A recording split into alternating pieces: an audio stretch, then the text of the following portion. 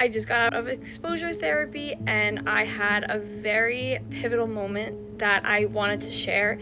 I know exposure therapy is not easily accessible, so I think for me to go through it and be able to share some tips with some people can definitely help.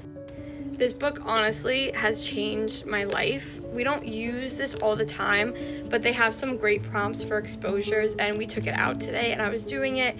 I started to feel really comfortable, and then all of a sudden we ended it and she said something that spiked out my OCD really bad.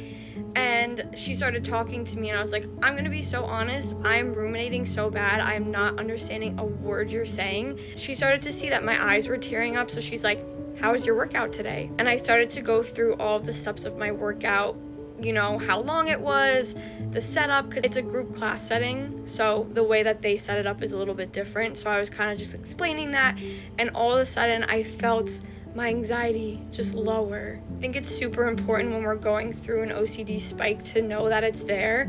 I actually named my OCD. Her name's Kiki. She sits on my shoulder. Even though I don't want to do things, she's still on my shoulder. She follows me wherever I go because I know I'm not going to be able to get rid of it, and the more that you try to push it away, the worse it's going to get.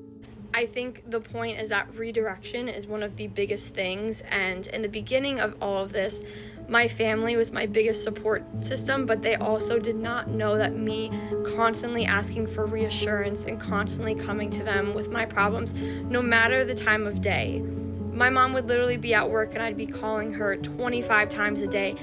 Oh my God, I'm going through this, I'm thinking this again. It was the same stuff over and over again. One of the tips that I actually learned was with my biggest support system, whenever I would text them, whether it was identifying a weird emoji, like I did a Ferris wheel, because my head, it was just going on a loop over and over again, or you could do a rabbit hole or whatever it is, whatever emoji you want to use, just identifying hey, Kiki's in the room, where's Alexa?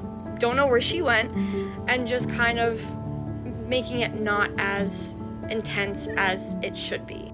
So identifying, moving past it, trying to acknowledge it, know it's there, but just accepting that big question mark and sitting with uncertainty and redirecting your attention. Whether that's reaching out to friends, making plans, going downstairs. I love my grandma. Just asking her, hey, do you want to bake? Do you want to sew? Do you want to use the Cricut? Doing something. I am definitely more of an artistic person, so I like to indulge in that stuff. So yeah, I hope that helps.